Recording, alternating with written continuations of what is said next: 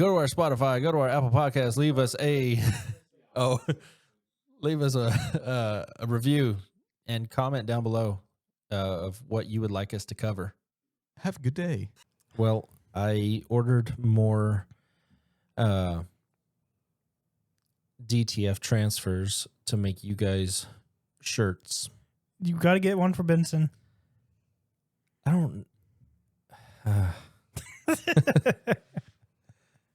I have no idea where they would have seen it. Like, either it's someone in this area who saw you, or they're making it up, or people were selling shirts about us, and we need to know that deal. Yeah, we want our cut.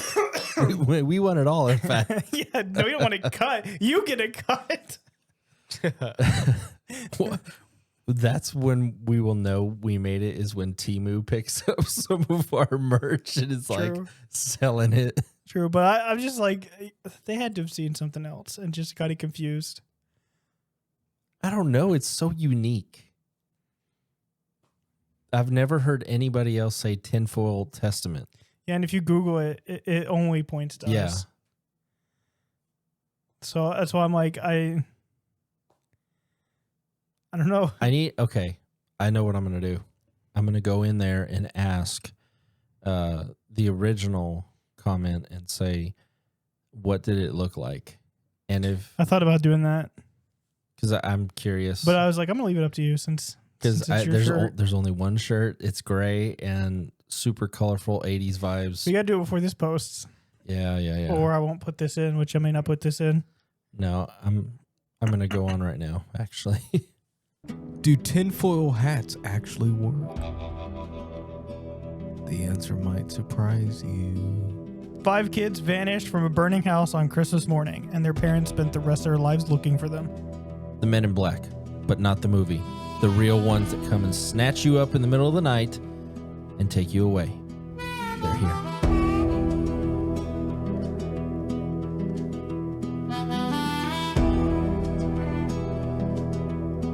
Welcome back to another episode of Tinfoil Testament. We are still 3 friends in a 4-sided room, and today we have back with us our owner, Jeremy. Just kidding, not our owner, co-owner. Kind of. I'm back. He's back. And we have Andrew. Hello. Formerly known as Andy. No. Never known as Andy. Don't you ever call him that again. Don't you ever say I did. I was in Holland, Michigan for 10 days. 10 days. 10 or 11. You know where I'm going to be for 10 days? In bed. Japan. Okay. Thanks for the congratulations, guys. Hold on. Nope, that didn't work. Nope, that didn't work either.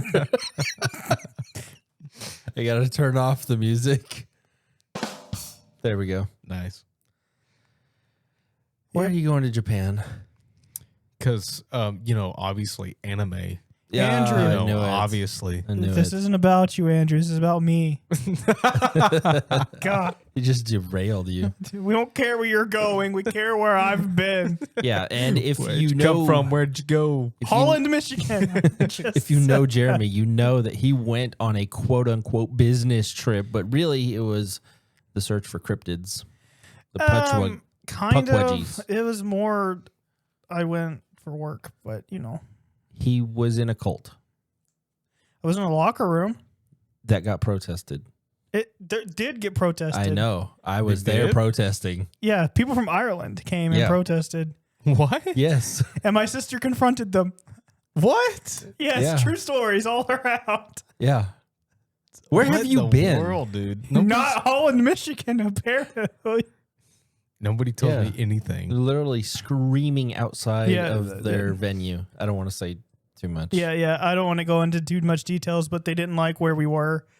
So they protested and tried to get people to not go, and then they showed up and were causing they a scene. like a Former constituents. They're people who attend the event every year. really? Yeah. So they flew all the way from Ireland. That's a lot of money to spend. Yeah, just I was to- like, So why are you going to Japan? Are you going to be out there picketing? When I heard they were there, I was like, they spent this time and money, really? I hope you really go out there and pick it. Anything. No, I'd probably get sent to prison. Probably. Dude, you bring dishonor. Their system is you are guilty. Yeah. Until proven innocent, and it's extremely hard to be proven innocent. Yeah, because the prosecutions usually are very corrupt. They care more about getting a guilty verdict than they care about actually figuring out what happened. And it looked good to have a foreigner in the jail system. White foreigner. Mm-hmm. Don't tell them my race. Anyway, so the Men in Black is Andrew. Yeah, it was okay trip. I worked 110 hours, which is a lot for me. For you? Yeah, for me. I didn't. Who's it not a lot for? Some people probably work like 120, 130 hours all the time, and then we're like, but they are like rah. I mean, I worked because their brain's dead. I worked. He is not brain dead. No, not me. The people they go rah. Those people. Sound like Minecraft over here. I worked 11 straight days. Crazy. I remember those days. They were not fun. It was not as hard as it was back when you did this. We don't have that server that we take anymore or took. I remember sitting in a locker room. Like the shower of the locker room. That's where my setup was. That's terrible. Yeah, that was mine. That wasn't mine this year, but that was mine before.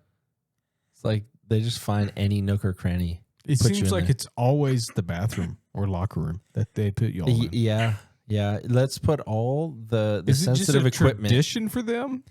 No, it depends. It's a ritual. So we don't go to the same place every year. Yeah. But they always find the locker. But it's like basically it's always the locker room. Whatever's like the closest area. Because last year I was not in a room at all. I was just in like an open area behind the stage.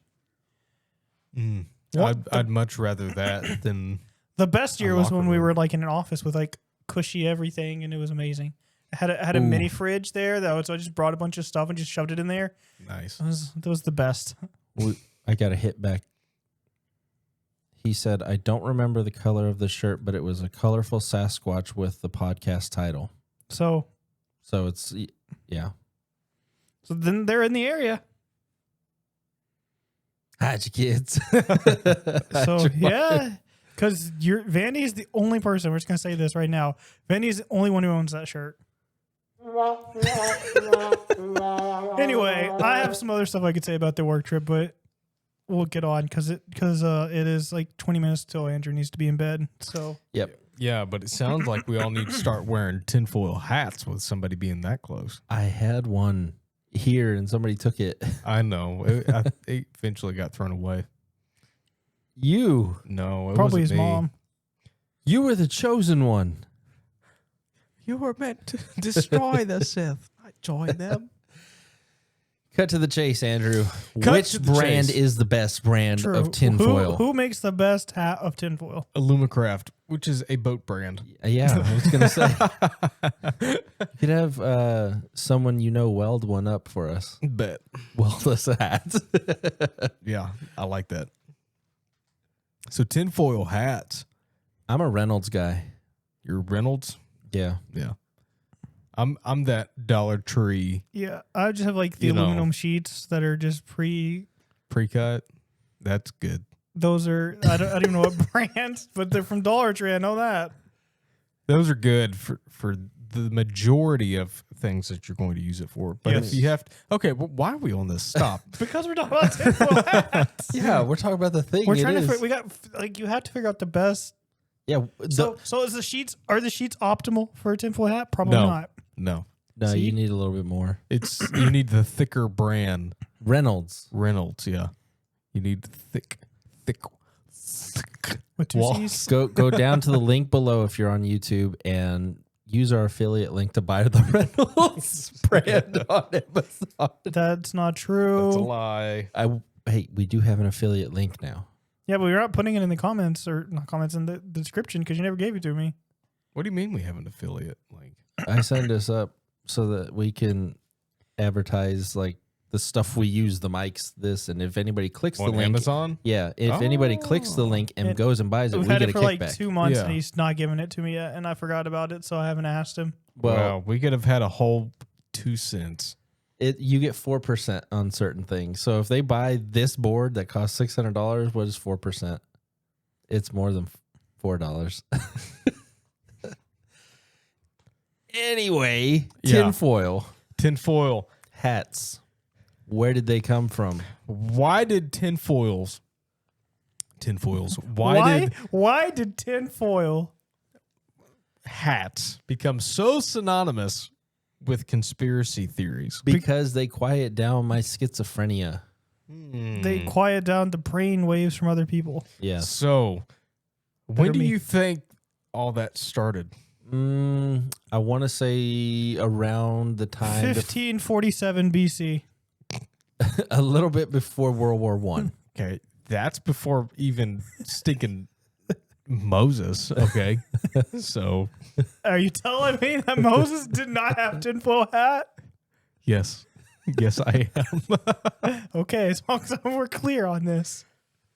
So, what did you say before World War? A little bit, I would say, like within 10 years of World War One. So between World War One and World War Two? World No, War before. One. Oh, before. Okay.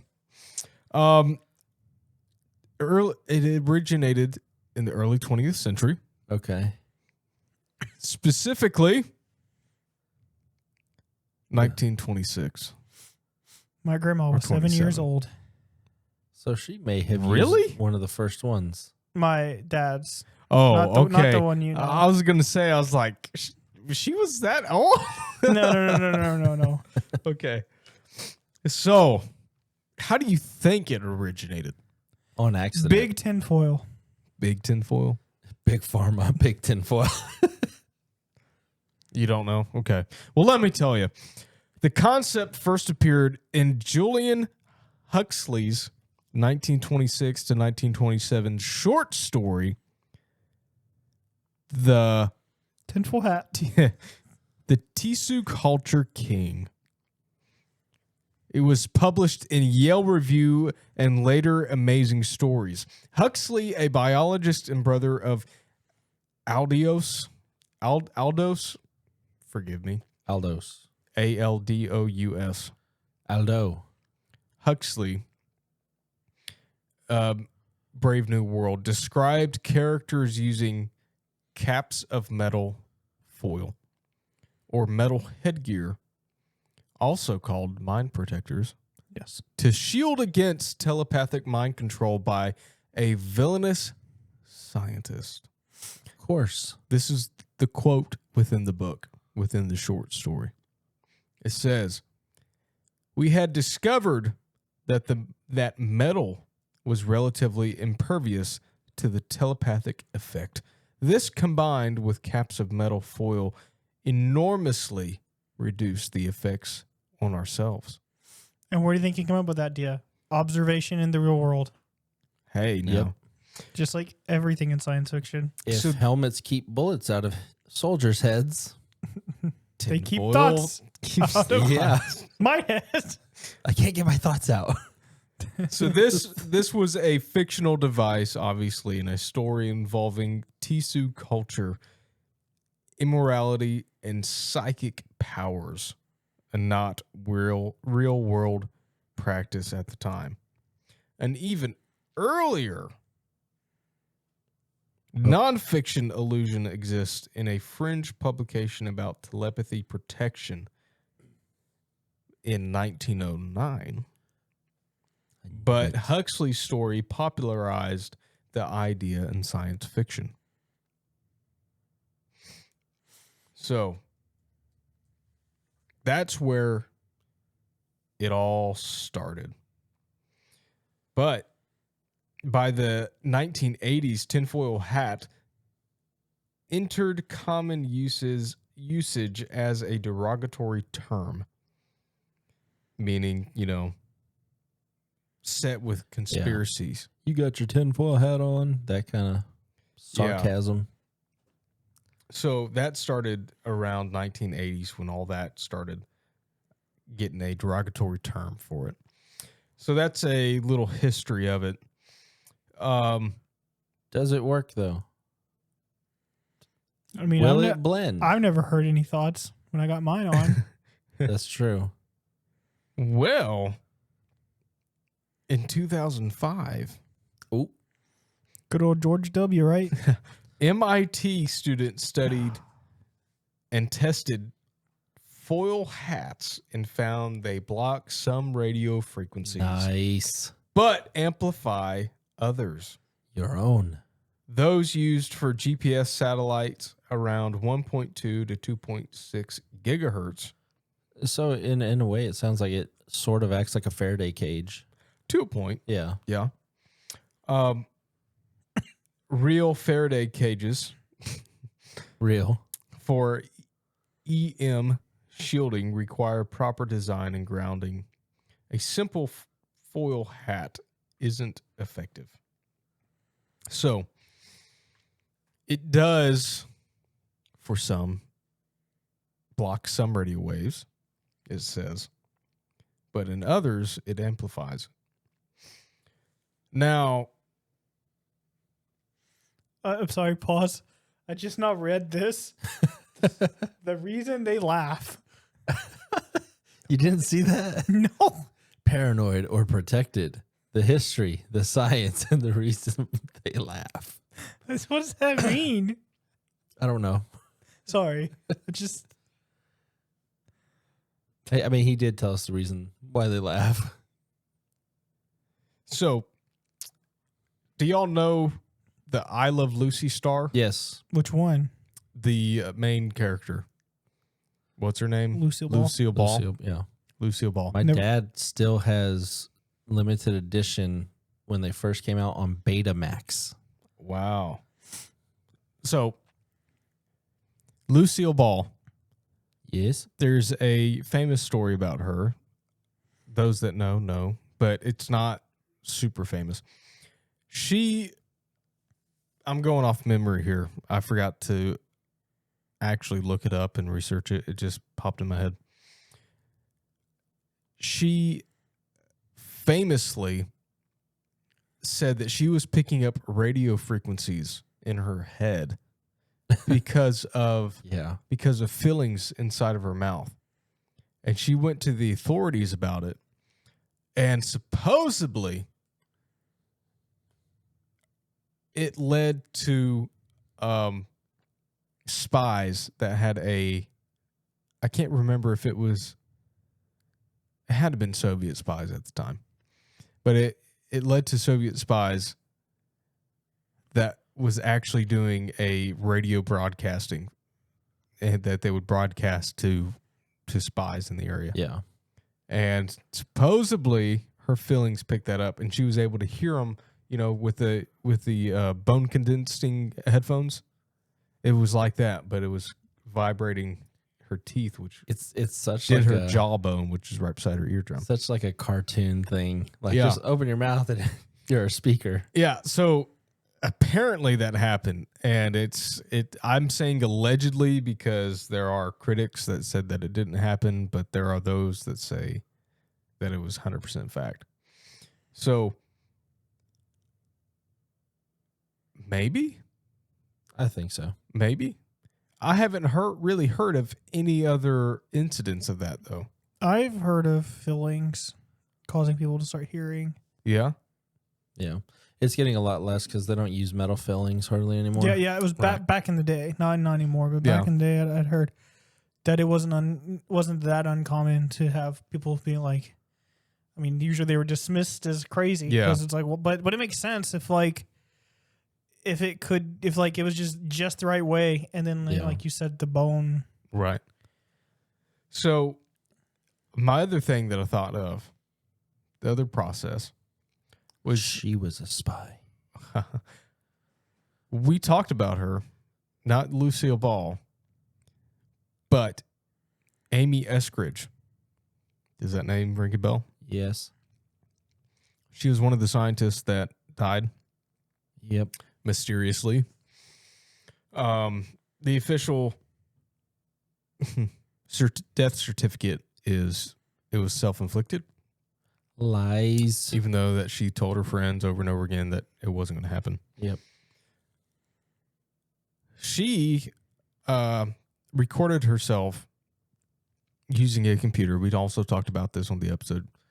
Using a computer that was not connected to the internet in any shape or form. And that's what she kind of wrote her research papers on and stuff, and had her files downloaded too. She recorded showing that her hands were extremely red. And she was saying that and claiming that they were scanning her hands to figure out what she was typing, to understand her research.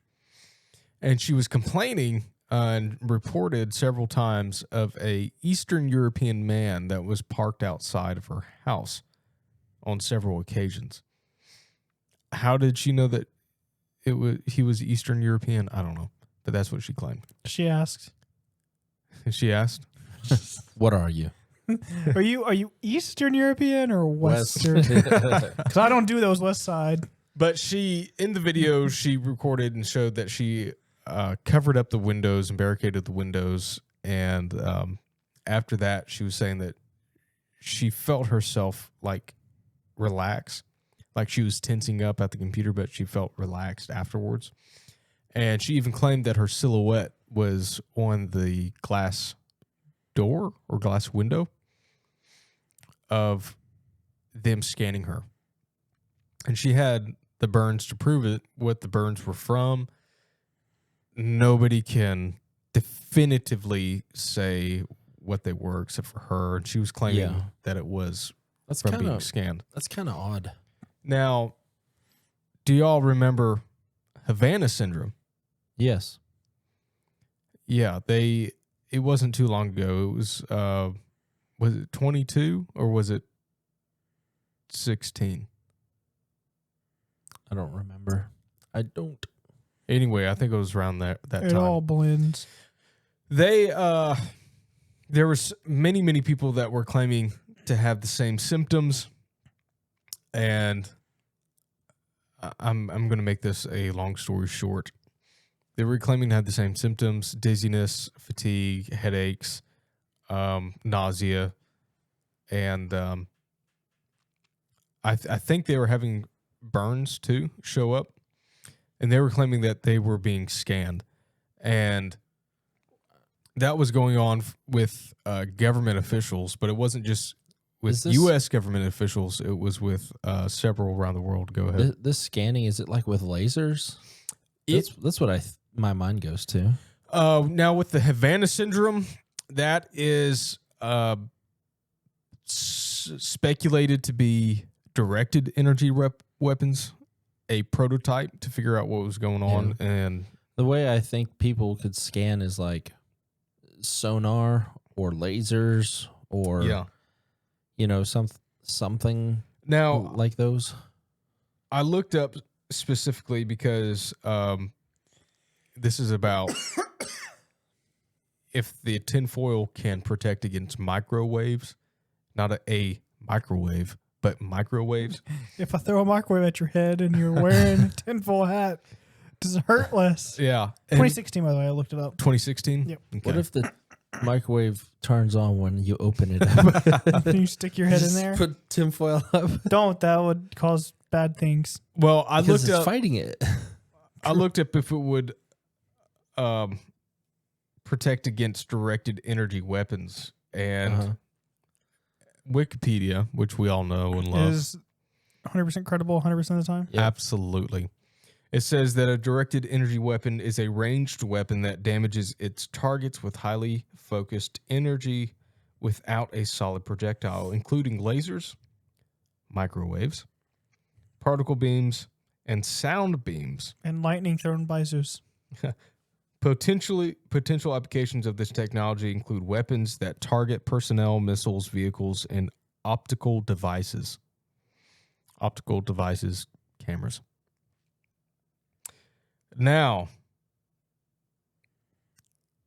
could someone put a hat on and protect themselves from the Havana syndrome? from a directed energy weapon? I kind of want to say yes to an extent. I don't think full, unless you have a suit of tinfoil armor. Maybe. Well, honestly, I can't tell you yes or no. Oh, bro, get out. So a microwave is our type of electromagnetic radiation with wavelengths ranging from 1 meter down to 1 millimeter. So it is 1 meter is It's a good distance if you really think about it. pretty good distance. Yeah. Down to 1 millimeter, which is ultra small. Yeah. So corresponding to frequencies between 300 megahertz and 300 gigahertz, sitting between radio waves and infrared on the spectrum. They are widely used in cooking, radar, and satellite communications.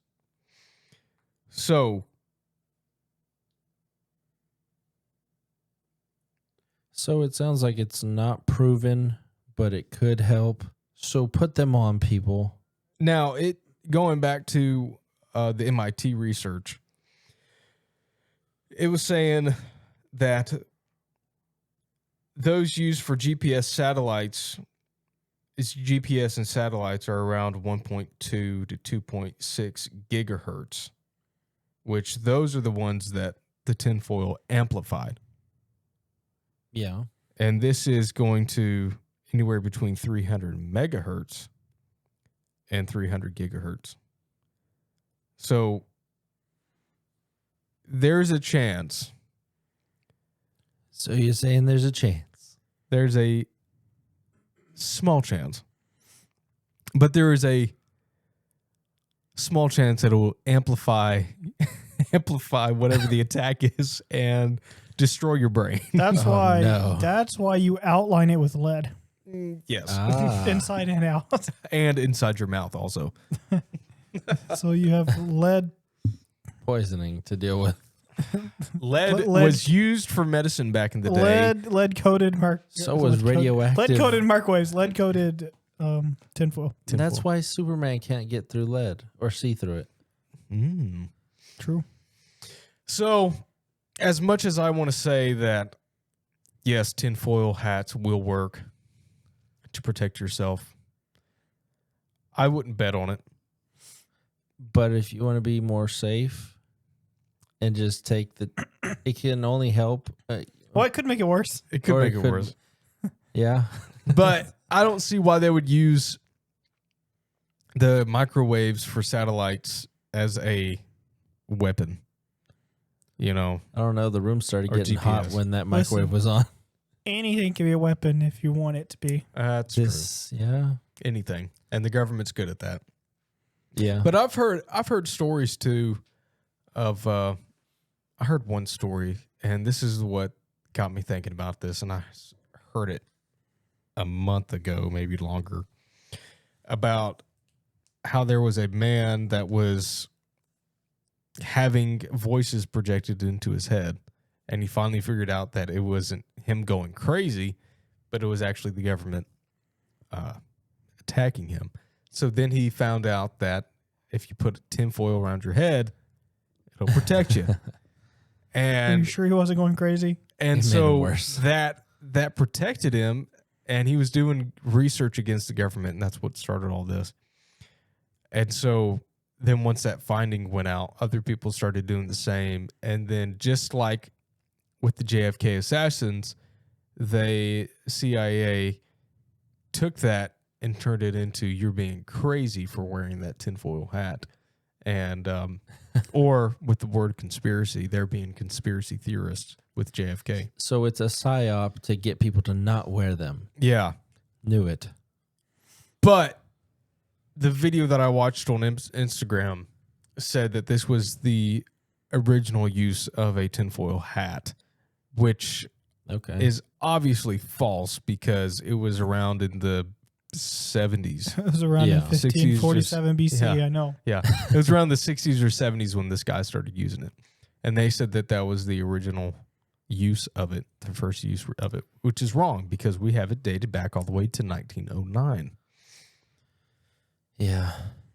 So down below, buy your tinfoil hats. I don't know. It's just, I want to do something a little bit Yeah. lighthearted considering the last few episodes we've been super against the government lately. And I could have done that again tonight because doing there's it. something else that happened recently that goes along with the conversation that we've had past 2 episodes. Is it the zoo? No. No. It's something worse. Just say it. I'll Two just go ahead and say it. I'll just go ahead and say it. There have been 12 junkyards that I know of right now that have caught on fire, one after the other. Boom, boom. Like It's just bad? yeah. Oh. Like just real quick within like a week. And obviously the conspiracy is that they don't want you working on your car anymore. Old cars, old vehicles getting on the road anymore. They want new vehicles. With this 2027 bill, this bill that was passed that's supposed to be going implemented in 2027 with the kill switch in it. So they want all old model of vehicles off the road. We're gonna be driving these. There's this guy who has like open source plans to take stuff from Harbor Freight, make a street legal vehicle for under 10K. Bet. And it gets up to 70 miles an hour. Bet. So you could drive it on the interstate if you really wanted to. That's where we're gonna go. Yeah. Quite literally. I wanted to talk about that tonight in depth, but I decided not to. I wanted to talk about something stupid. Well, when we actually get a set, I'm going to go buy as many different brands of foil as I can and just have the boxes in the back. Yeah. When we have a set, we have so much stuff we can do when we have a set. Yeah. Like that would be really cool if Reynolds actually sponsored us. Well, that would be years down the road. You with never the rate know that we're going at. You say never that. know, brother. I'm gonna be rich soon. So Yeah. He's in with the ministry. Yes. Well, you know what else is within the ministry? A family, a fire. Disappearing and children. I don't know if that's in the ministry, Well, depending on who you ask. but Oh, that was The went real Sodder dark real quick. children disappearance. You said you've heard this before? Yeah, I have, yes. All the details or just the general? I've heard it off of a podcast, so whatever details they talked about. Probably pretty detailed. What about ye? yeah. I'm sure Kanye hasn't heard about this. Huh? True. Kanye, if you're listening, Could you imagine, bro? you're about to learn something. Let me ask you guys that question. If for some bizarre reason a mega celebrity like that just happened to be one of the listeners on a small podcast, would you have them on? No. No, not if it was him. Wow. Yeah, I'm just saying. I would have him on. I would. Any celebrity, yes. Like if it was like a mega popular person. We would become the next Alex Jones. Like there are some, there are a lot that I would say yes, but there's a handful that I would say no, and I feel like Yee's one of the ones I'd be like, I would say Would yes. you have Musk on? yeah. Yeah. Really? I would have just about any celebrity on if they really wanted to come on. I would like to put Zuckerberg here. Better you better have your jar of flies ready to feed them. Keep them happy. Maybe we'll see the portal to open up so he can go be with Bill Yeah. Gates or whatever. I would love to. The reason why I say Kanye, I would say yes, is because it would just put us on the map. We could sit here and disagree with him all day. just have a big argument Yeah. and it'd be in the news. Yeah. It's not even that. It's just like, I don't know. There are certain people who's like, I don't want to meet them. Oh, yeah, that's fine. That's just like he's Jordan Peterson in here. No, that Well, guy. you got to see. He's gonna tell me to clean my room, so no. What's the reason I'd for feel- having 10 kids in a house? I'd feel too stupid to talk to that guy. Yeah, he The would house just, is a he would just sit metaphor there- for getting your life together, man. He would sit there with his legs crossed and stare at me evil eye. Yeah, And just except be like, he's- "Do you really think that is true?" before you ask the question, Yeah. you're like, Do you really think a tinfoil hat's gonna protect you if the government comes in with guns and they're gonna shoot you? They're gonna shoot you. Your tinfoil hats won't protect nothing. But what if they freeze your bank account? so let's back That's up. Tucker. Why do you need it? Yeah, that sounded just like Tucker. It popped in my head as soon as I said it. Tucker. That was very good. That was very good. Yeah.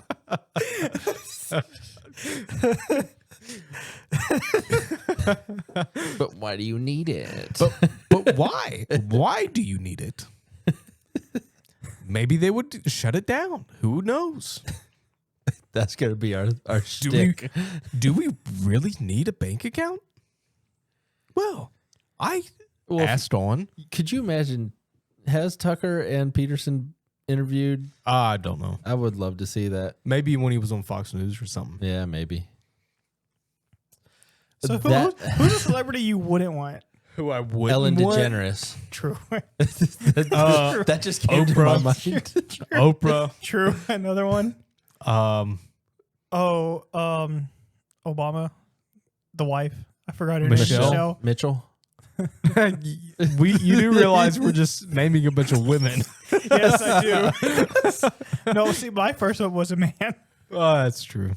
Hillary Clinton. Yeah, I would not. and Actually, Bill I Clinton. would have her. I wouldn't have. I Bill would Clinton ask on. her all the questions and probably Yeah. get nothing. I know you get nothing. You get stared at, and I would- she'd storm off, and you would get love- killed. Yeah, And yeah. So- he was like, please don't make me shoot myself in the back, I am please. not suicidal. I do not want to kill myself. And then before you know it, I'm in the great beyond. Yeah, I wouldn't want Bill or. Yeah, I would like Theo Vaughn on here. Theo Vaughn would be fantastic. Joe Rogan. Bill Gates, I wouldn't have Bill Gates on. I get too mad. What are you doing with the text? Choking him out. Yeah, I get way too bad with Bill Gates.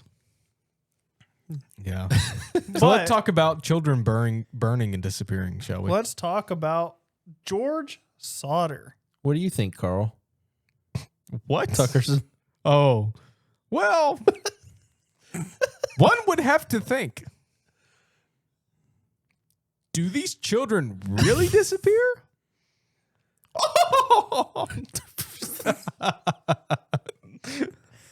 Okay. All right, sorry. George Sodder was born in Italy, 1895. You might have to delete me constantly bringing up children burning. Well, that's too. We do have haters, Yeah. It might offend somebody. but not me. I'm just saying, I mean, that is kind of dark. It's my humor, but All right, restart. Well, I mean, that is what the story is about, though. yeah, I know. But the way I'm putting it is, Joking. Sort of. So, Is this the one with Martha Lee and Maurice? no. Okay. I say thee nay. Okay. What were their names? George Sodder That's the pops. was born Nice. in Italy, 1895. When he was 13, he came to the United States with his older brother, who turned right around when they got there and left him. He went just back went home. back. Said nope. So George had to fend for himself. He somehow found work. Eventually got enough money to find a place to live, which I don't know how you do that at 13. Hey, Times were different. times were very different back then. You could get a house for $0.25, dude.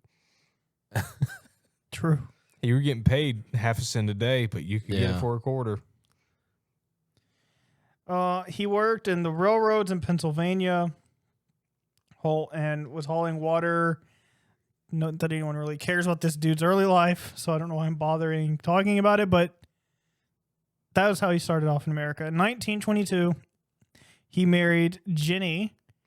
He married Jenny, a storekeeper's daughter, who was also from Italy. And they settled just outside Fayetteville, which was a very popular town for Italian immigrants to travel to. So basically, he joined the Italian immigrant area, and that's where they built a 2-story timber frame house. In 1923, they had their first of 10 children. George had a business at this point and did well. So they became pretty well respected. They were upper middle class family. Now, George had very strong opinions about a certain Italian dictator. I don't know if you guys ever heard of him, but he was not a fan of Mussolini. I do know this story. A Mussolini. He did not like Mussolini. Mussolini? Yeah. I don't know Mussolini? That was the derogatory term he used for him. Mussolino. I don't know what happened there. Anyway, he didn't like him and was very outspoken against him. And it made some of the people around him angry because some of them were supporters. By 1942, their last child was born, Sylvia. And their second oldest son was Joe, and he was leaving home to go serve the military in World War II. Now it's 1945. October. Wartime. 1945. A visiting life insurance salesman came by named Nick. Nick Shirley. Just Nick. Oh. Nick had once Nick. been George's employee, and the two were close enough that Nick co-signed the insurance policy on George's home. But Nick did not agree with George's position on Mussolini, and so they got into a fight and never talked anymore. Because politics. Until this day, he came to him with life insurance. And George said, get out of here. Get out of here. I don't like you or Mussolino. Mussolino. Yes. After George turned away, Nick warned him that his house would go up in smoke and his children would be destroyed. Oh, wow. So he has a definite, like this possibly is the guy. And it was directly related to George's stance. Around the same time, another man came to the house claiming to be looking for work. George wasn't hiring, but the man hung around the yard anyway, pointing things out as if to show off his handyman knowledge. He circled to the back of the house and pointed at a pair of fuse boxes and said they were going to cause a fire someday. George brushed it off because they just recently had rewired their house and everything was like inspected and above board. So he's like, hey, we're good. Then a couple weeks before Christmas, George's older son noticed a strange car parked along the main highway. Its occupants sat and watched the younger Sodder children walking home from school. Jenny saw it too from the kitchen window, and a man in an unfamiliar car was watching the kids, watching the house. And that made her feel uncomfortable. And then the car drove off once the children are inside. So now, Christmas Eve, 1945. They celebrated Christmas on Christmas Eve, so they opened all their gifts the night before. The oldest daughter, Marion, worked in a dime store and bought 3 of her younger sisters new toys. And so that got them really excited. They were really happy with their gifts. They had something new to do that they begged their mother to let them stay up later than normal. Bet. So their parents said to all the kids, if you want to stay up tonight, you can stay up tonight. We're going to bed. Some of the older boys were still awake, but some of the others were already in bed because they still had to do their chores, and some of them had been up early in the morning and been working all day, even though it was Christmas Eve. So they'd already gone to bed. But a few of them, the girls and a couple of the older boys, stayed awake, and their parents went upstairs and they went to bed.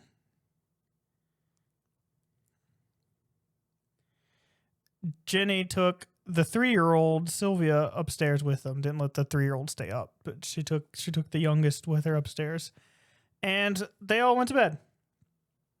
So George, Jenny, and little Sylvia were in the parents' room on the first floor. Upstairs, the older kids, John, Marion,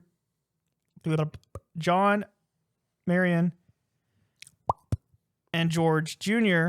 had one room, and the younger kids, Maurice, Martha, Louis, Jenny, and Betty, shared another. The kids, like I said, they stayed asleep, and a couple of them, or one of them, stayed on the couch in the living room and fell asleep there. Kind of like me. I fell asleep in the living room today. It was you. It was me. At 12:30 in the morning, the phone rang. Jenny woke up, got out of the bed, and went to the table where the phone was, and she noticed the lights were still on, which was weird. Why would the lights still be on when everyone was in bed? She picked up the phone and answered it, and the voice on the other side was just laughter, but it was like a weird, like, you know, you've had people like laughing and they're like, it's like a mean laugh, mean-spirited. Right. Yeah. That's what she heard on the other side. And Like a witch. and clinking glasses. Can't say that. When I said like a witch, I didn't mean it like that.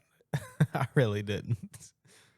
Then the woman on the other side of the phone asked for someone Jenny didn't recognize, and she told her she had the wrong number and hung up.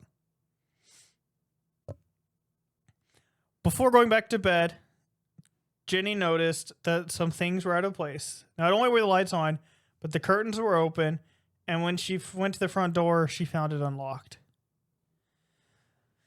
She was kind of like upset, like, because her kids know better. They know to lock the door. They know to close the curtains. They know to turn the lights off. But she was like, whatever. It's Christmas Eve, Christmas. Yeah. They're excited. I'll just let them have it. And so she just closed the curtains herself, locked the door, but she left the lights on and went back to sleep. Less than half an hour later, she was woken up again by a loud bang on the roof, followed by a rolling sound. A raccoon threw a baseball up on top. She sat there for a second, or laid there for a second, listening for more. There's no more sound, so she's like, maybe it was just some animal or something, and tried to go back to sleep. Not that much longer, she wakes up, or even maybe hadn't even fallen back asleep yet, and she smells smoke. Oof. The room George used for his office was on fire. The flames around the telephone line and the fuse box. Oh, boy. So she scoops up the 3-year-old, screams at George, who wakes up. He goes and gets the older boys. So George, Jenny, Sylvia, Marion, John, and George Jr. make it out of the house. The other 5 children, Maurice, Martha, Louis, Jenny, and Betty, are left upstairs. I knew it. The parents scream up the staircase but never get an answer. They can't go up because the stairway itself is already on fire. So they cannot get up there. And they're yelling and screaming for them, but no response. Sad. John and George Jr. come stumbling down out of the smoke, hair singed in a panic, saying they tried to reach their younger sibling's room but couldn't get to it. Later, John kind of changes his story a little bit and says they didn't actually make it to the room. they just called up to them. But either way, they tried to get to them and couldn't, and called for them and never heard anything. So since their phone was clearly not in use, they ran to a neighbor's house to call the fire department, and that neighbor's phone wasn't working. A driver passed by and tried to call from a tavern. That phone wasn't working. So everything's working against them. Eventually, they get a hold of the fire department from another phone in the center of town. George is barefoot, and it's the middle of winter, or it's the start of winter, I guess, and it's cold and snowy a little bit. Well, at this point, the whole house would be burnt down if they're just now getting to a phone in the middle of town. Pretty much. George tries to climb the outside wall of the house.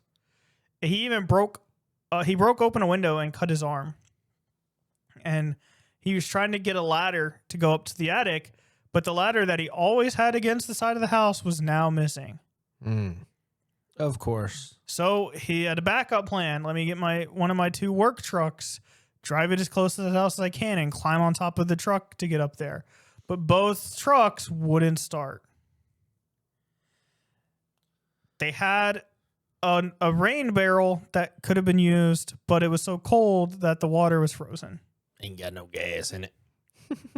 So all they could do was stand outside yelling for their kids and watch the house burn. That's messed up. Fire department didn't get there until 7 hours later. Oof. That's insane. Crazy. Because they didn't have enough manpower, because a lot of men were gone for the war, and the response was even worse because the chief, this is ridiculous by the way, the chief could not drive the fire truck. What? Why? So he had to wait until someone who could drive it showed up. What a ridiculous excuse. It's ridiculous. So shut up. I can't drive it. When they finally arrive, one of them was Jenny's brother. And at this point, it's 10 in the morning. And the house is gone. Well, it's just gone. So they start picking through the ashes. And they said we couldn't find any bodies. And then some accounts say that they're like, oh, we actually did. We just couldn't bring it we just couldn't tell them we found them, which is stupid. I don't believe that. Yeah. But finding bodies or not, they concluded the 5 missing children died in the fire, and said, oh, we just didn't find their bones because it was so hot it burned their bodies completely. Yeah. Which, for that to happen, this would be like jet fuel. It has to be extremely hot to be able to. The only person that would have that at that time would be Mussolini. Mussolino? Yeah. Mussolino? Because he was part of the war. But he was dead. Mussolini then? He was also dead. So George Morris, I think that was the chief. It was Morris. Fire that guy. Fire. True. He told George to leave the site undisturbed so the fire marshal's office could investigate. But after 4 days, they still hadn't finished their investigation. George and Jenny just said, forget this nonsense, and they bulldozed 5 feet of dirt over the whole site, and were planning to turn it into a memorial garden for their children. Eventually, a state police inspector comes out, and because the house had been completely burned down and the cause for why couldn't be determined, he attributed it to fault. He just showed up and said, it was your wiring. Didn't even do any real investigating. Just showed up and said it was wiring. Yeah. Sounds too simple. And then they said that your kids died in fire. And they got their death certificates December 30th. The even like the newspaper article talking about it contradicted itself because it said all the bodies had been found, and then later in the same article it's mentioned only a part of one body had been found. Wow. So all the way around, it's just sketchy. people are not wanting to do their jobs. Yeah. That's what it's boiling down to. And so they have their funeral, and it seems like they're going to just move on with life. But after the funeral, which the parents didn't attend because they just couldn't even, they were so grieving over it, which, I mean, they just lost their house and 5 kids. Yeah, that's rough. You know, so they're like, they couldn't bring themselves to go. But after the funeral was done and it was time to, okay, we can't just sit here and do nothing. We got to rebuild. And once they got into that process and they started really thinking about it, they started being like, this doesn't make sense. First thing that bothered them was the lights, because they kept being told it's wiring. It was your power that failed, and that's the problem. But if it would have been the power, their lights would not have been working, because back then the way electricity worked, we now have better where this doesn't happen. But it was like, if there's one failure point in your electric, everything goes down. Yeah. So if there was the faulty wiring, their lights would have stopped working, but their lights were working during the fire. Their lights were still on during the fire from downstairs. That's just weird. So if it was wiring, that would have been impossible based on how they did their stuff back then. So they started thinking more about it, and then they started looking for the ladder that he always had propped up against the house. That night, or when they found the ladder, it was at the bottom of an embankment 75 feet away from the house that someone would have had to have carried over there. Yeah. Like, it's not somewhere that was a mistake, like that just accidentally. It's like someone had to carry it over there. Ladder just doesn't go that 75 foot away. Then they had a telephone repairman coming and checking on the phone area, and because like the wiring and stuff was on like a pole, and so he was on like the phone pole expecting it to find the burned remnant of the old wire because they needed to replace it, and instead of finding burned wire, he found a completely severed wire cut clean. Wow. That's suspicious. That to reach it, someone would have had to climb 14 feet up the pole. Yeah. And stretch 2 feet out. Yeah. Yeah. Then this got blamed on a local thief, because it just so happened that there was some guy who that same night was stealing block and tackle from their house. And he said, yeah, I stole it. And then I climbed up there and cut the wire thinking it was your power. And whatever. And said, oh, I just stole this and that was all I stole. And then the house was already burning down and denied having to do with the fire itself. But then there is no actual record of this suspect. Like, there's no record in the policing to even say they questioned this guy, but they're like, oh yeah, we found him and questioned him. Like they knew the guy did it. Like, they saw the guy who said he did it. So it's like, this guy, they just made up a story, but they never questioned him according to official records. So them saying, oh, he said this, could be fake. They could have just heard that someone saw him stealing and said that. I don't know. Yeah, there's too many unsolved pieces and things that just stick out. So Jenny just keeps thinking about it, and It's she's not just over. What? the story. Oh, yeah, it's not Yeah. over. So she's like, there's no way there's no bones.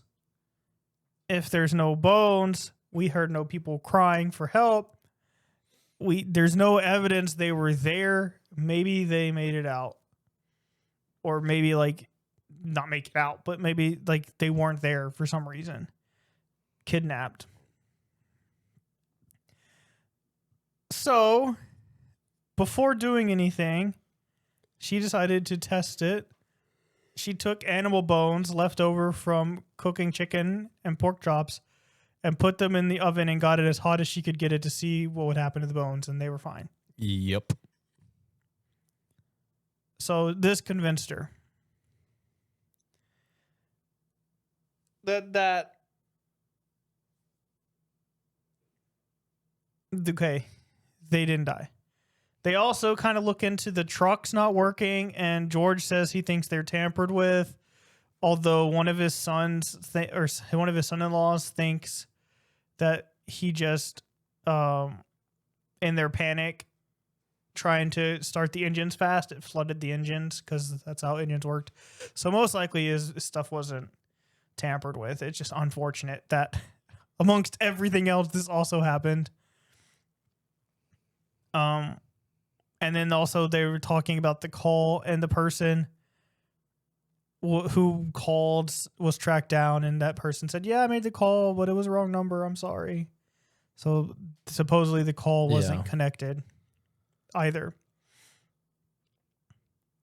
So now it's spring 1946, and they started planting flowers in the soil around the house. And they start hearing rumors. A bus driver who passed through said that he saw someone throwing balls of fire at the house and didn't bother reporting it for some reason. Why? What a loser! If you have that, you're a loser. And like, if you have information about this, you wait this long, you're a loser. So Stupid.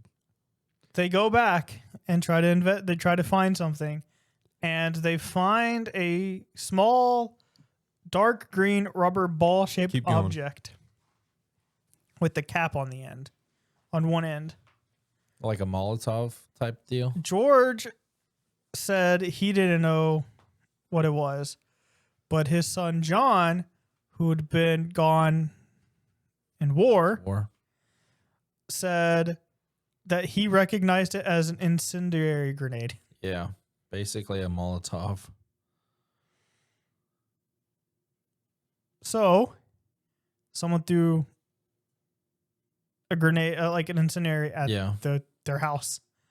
That's crazy. Which would have been what she heard hit the roof and roll. Yeah. But they couldn't prove it. They gave it to the police, and the police didn't do anything with it. Any word from the insurance guy up to this point? Oh, we'll get there. Okay, good. We'll get there. That guy's scummy for saying all that stuff. We'll get there. And then there start being reports, people saying that they've seen the children since then. Someone said that from the road, she saw some children peering out of a passing car. Another said at a restaurant a few hours outside of town that she served the children breakfast the morning after the fire. Another woman at a hotel in Charleston, West Virginia, said about a week later, 4 or 5 children checked in alongside 2 men and 2 women who all seemed to be Italian. That's crazy. Who came in and were hush-hush, and then they left early. Yeah. So now it's given the family hopes that they're still alive.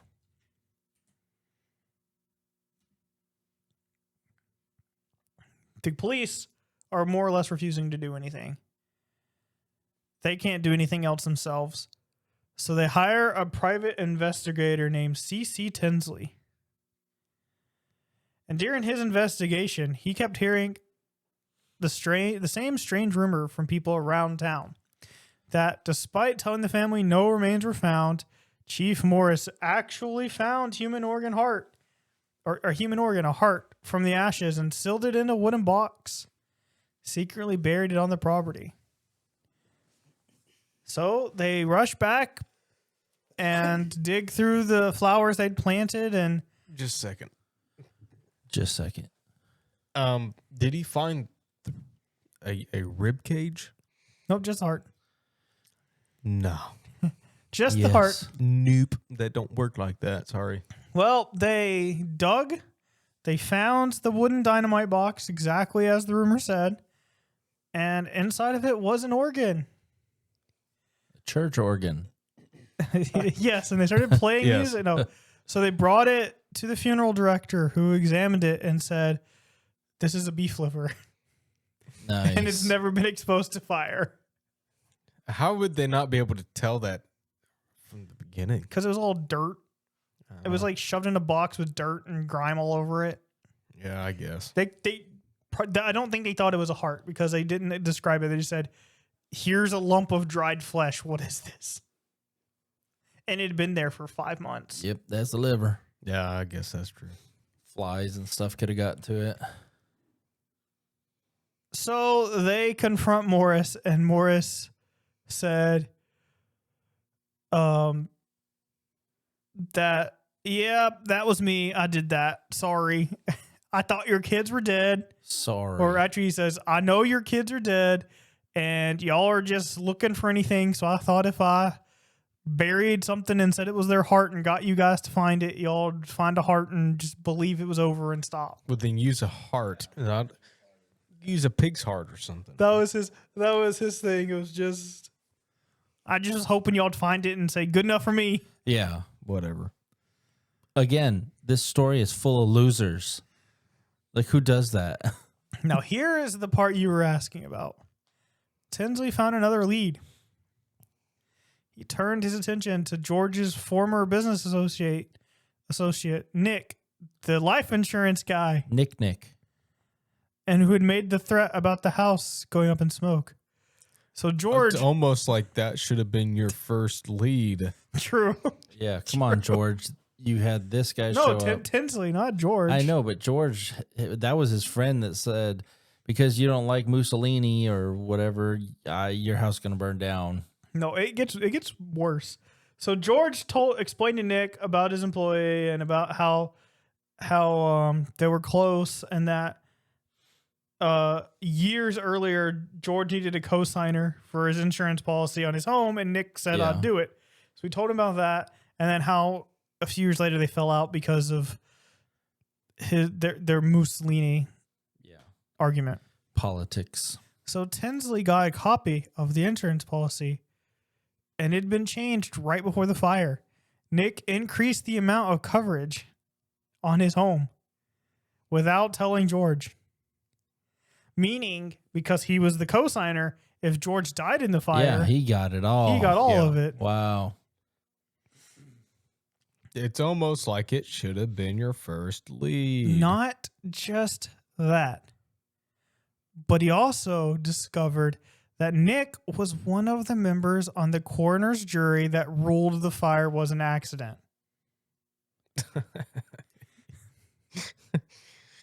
Wow. He was one of the guys who decided, yeah, that was an accident. He was one of the ones pushing that and It's almost like the detectives in that town are dumb losers. So they took this to the local attorney and demanded Nick be investigated. And the attorney looked over the evidence and said, nope. I don't want to get involved. Whatever. So he wouldn't do it. And they tried finding other people, and everybody said, nope, not going to look into it. Stupid. So they kept looking for leads. They kept looking for what they could do. George saw in a magazine a photo of a group of ballet dancers in New York City, and one of them, he said, looked just like his daughter Betty. So he went all the way to New York to the school and demanded to see her. And they said no. Probably because this is this crazy lunatic yelling, "Let me see my daughter!" Because that's what he was. He was like upset and angry and convinced that these people somehow benefited by kidnapping his daughter. So he was like probably yelling and screaming, saying, "They got my daughter! Give me my daughter!" Yeah. And they said no. And wisely. from their perspective, they should. Yeah. But You should just eventually, let people in that are screaming, saying, "Give me my daughter." eventually they had to. He had to leave. Yeah. Like so they tried to get the FBI involved.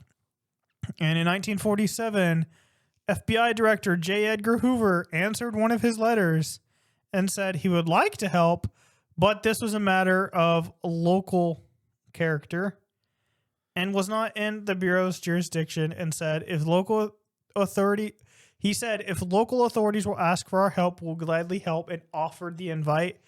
And the police officer said, "No, we got it." Yeah, which is true. I mean, it makes sense, but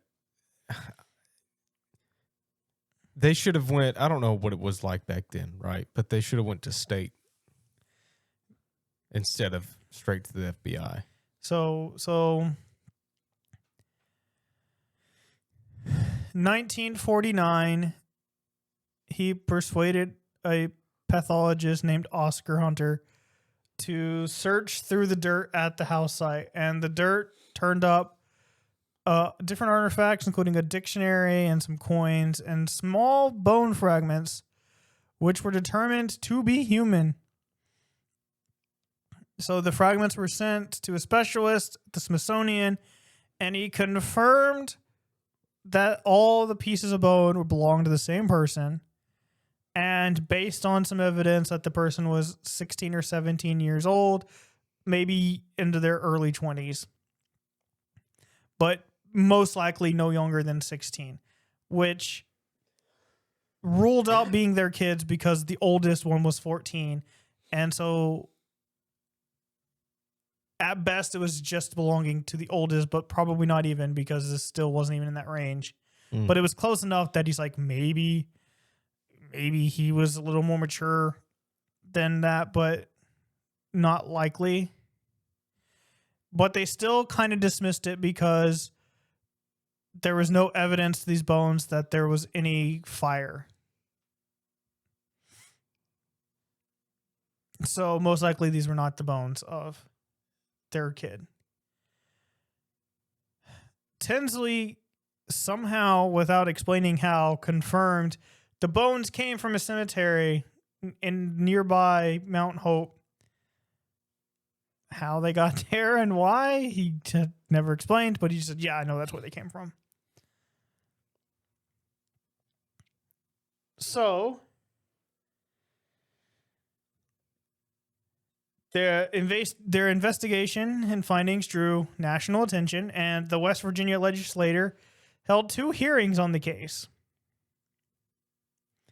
And the Sodders were told the case was hopeless and closed it at the state level. At this point, the FBI said, "You know what? I think we do have jurisdiction here." And so they investigated for 2 years, but couldn't find any leads. I don't know how, because again, the Nick guy seems like a pretty strong lead. Yeah. But they drop it as well after a couple of years. So the Sodders print flyers, offer $5,000 reward, and then double it to $10,000. In 1952, they put up a billboard asking if you've seen these kids. And over the next decade, they get tons of letters, but most of it's bogus stuff. But no matter how bogus it seems, they would kind of chase all of them because, I mean, what do they have to lose? They get stuff from St. Louis, from Texas. None of it ever goes anywhere. Then they get a lead in Florida. And Jenny thinks about it, and she thinks, I had a brother living in Florida. And so now she's like, what if my brother got involved? So she had the police produce records to prove all of his children were actually his, because she's like, what if he's kidnapped them and they're not really his kids? Of course, they were his kids. So in 1966, the family got a letter from a woman who said she overheard two men identifying themselves as Louis and Maurice Sodder. So George traveled to Texas.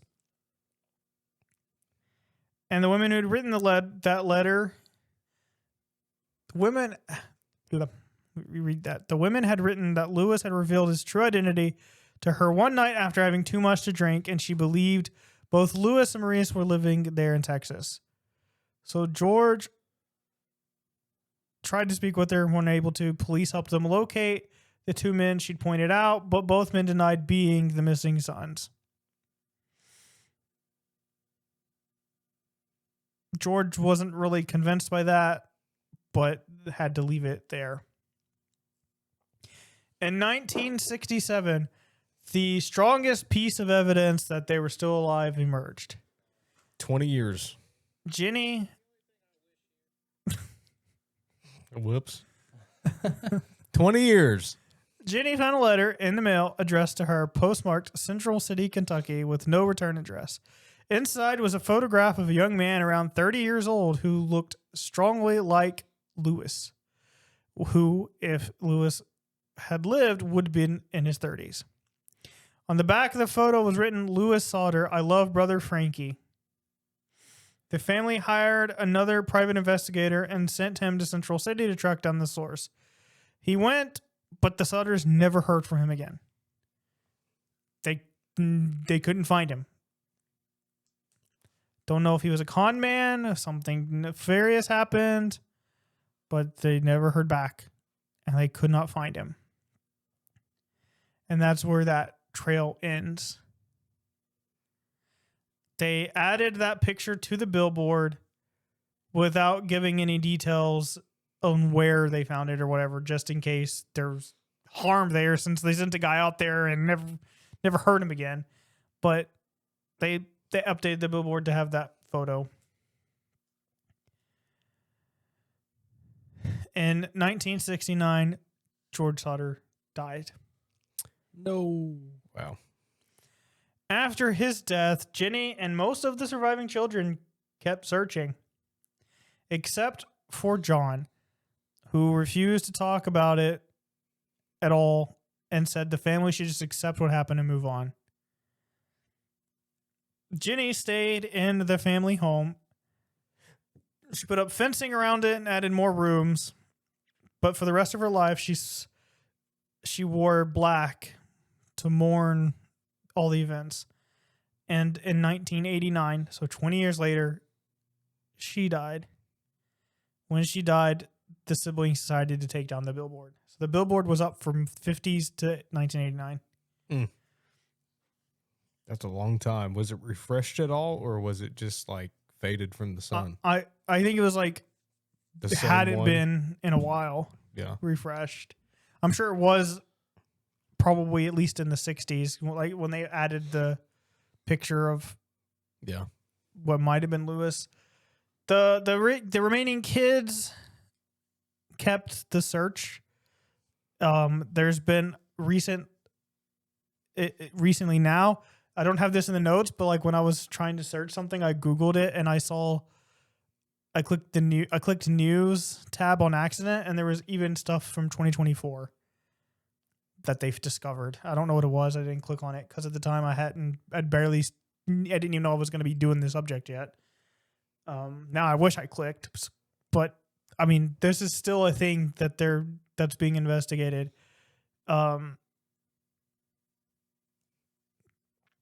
People kind of believe that maybe it was the Sicilian mafia that they didn't like George. Yeah, but maybe That they were trying to extort him for money. it's Nick, bro. I mean, there's no other answer. I mean, There's no other answer but Nick. People suspect the children were taken back to Italy. And yeah, the kids spent their lives. Sylvia, the youngest girl, the one that was 3 years old, died in 2021. And some of their kids, even the grandkids, have said they're going to keep looking into it. So a lot of weird stuff happened. So I'd say so. It's like, were they kidnapped or did they die in the fire? I don't know, but someone did it, and it was probably known within the police who did it, and they didn't care. Yeah, and back then you could hide things a lot easier than I think that the kids were kidnapped. I mean, there's no evidence of them in there. Yeah, there's no evidence they were there, and there's evidence that they weren't there. Yeah. That's not proof, but I think they were probably kidnapped and taken. I mean, taken Italy makes sense. Yeah, because if it was Nick, which I think Nick probably was involved with burning the house down, but maybe not with the kids. I don't know. But if it was Nick or Nick was involved, obviously it was over Mussolini. Well, you know how them fascists are. So I could see them kidnapping them and take them. Because if they weren't in Italy and they were, assuming they didn't get killed, assuming they didn't get kidnapped and then killed, and they were literally still alive, I don't see why after like a decade or when they're in their 20s and they're away, yeah, that they wouldn't say, "Hey, look, this is me." I don't know. I just don't see them. Maybe they were brainwashed, and maybe they said, "I'm your uncle. Your dad died in the fire." But they would have seen. They could have, but I mean, if they were in Italy, then that's what I'm saying. That's why I think they might have been taken to Italy, because if they were in the States, if they were like near-ish by, they wouldn't get American media of any kind because it was just straight up newspapers then. Yeah. They wouldn't have heard about it until they were old. Yeah. And even then, like, what's the chances that they'd come across something like that? So that's what I want to think. I want to think that they either they were kidnapped and killed, or they were kidnapped and taken to Italy. Yeah. That's the only thing that makes sense. Taken and sold or something. By Nick. It's Nick and only Nick. I think it's Nick and George in cahoots with each other. It's true. No, it's Nick and Mussolino. To save George's failing business. But his business wasn't failing. Did then. But that's all I got. That's all you got? Yeah. It's a lie. You have more within you. You've been gone for 2 weeks.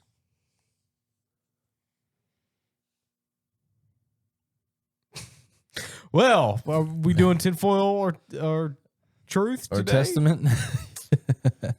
We better.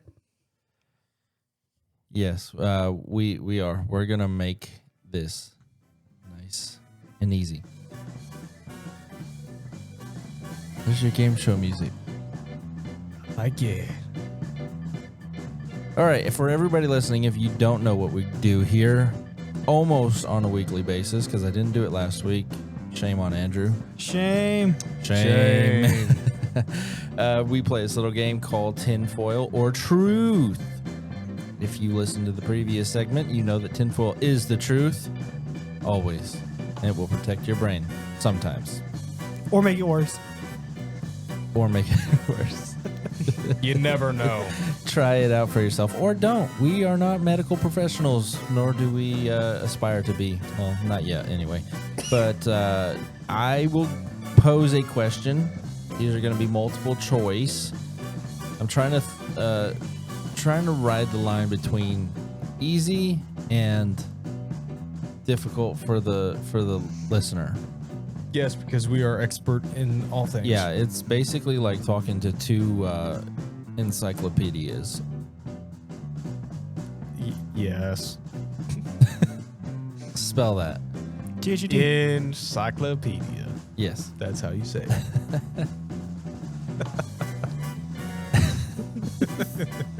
N-E-N. Cyclo. Okay, what's the question, Vandy? All right, your first question is, which intelligence experiment actually involved an animal? I'm going to give you the options. Yes. I'm waiting. Oh, I thought you had your hand up to say something. No. A dolphin conditioned to identify Soviet submarine captains by voice and by harmonics from the subs. Okay. A dog trained to detect forged passports by the smell of the glue. Okay. A raven trained to steal microfilm from embassy window seals. Okay. Which one of those? I'm gonna say. I'm gonna go with the Dolphins, Chief. I'm gonna say. Dog. Oh, this is the first one where you're both wrong. At one point, the CIA did try to get ravens to steal negatives.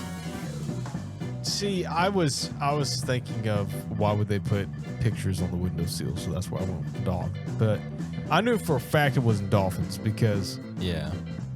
during that time, submarines ran on diesel engines. They were loud. That's how we still detect submarines today. Is Nope. It's sound. Dolphins. Yeah. Yes. Which weather-related military operation was real? Just ask Harp.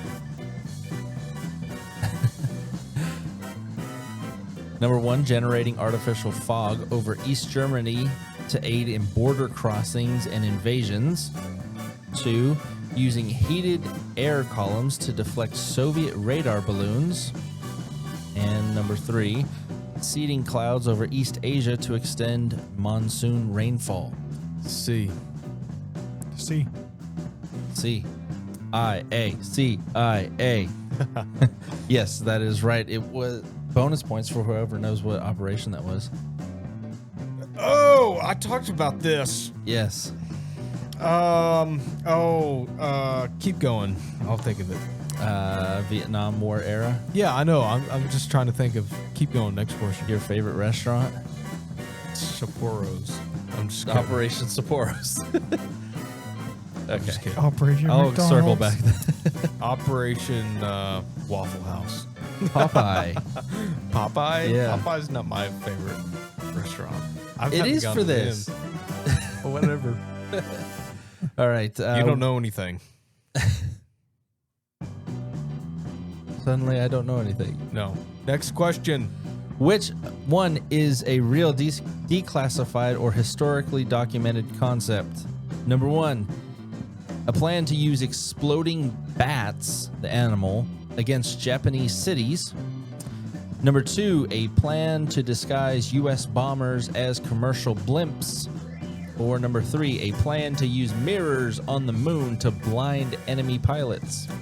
C would be amazing, That would be pretty amazing. but it's A. Hey. A. CIA. CIA. It would be, C would be amazing. Yes. That'd be so funny. Be ridiculous, but, you know, the moon's not real anyway. True. Which one is true about mind control fears during the Cold War? Oh, get your tinfoil hats on. Yep. NASA developed a dream recording helmet for pilots.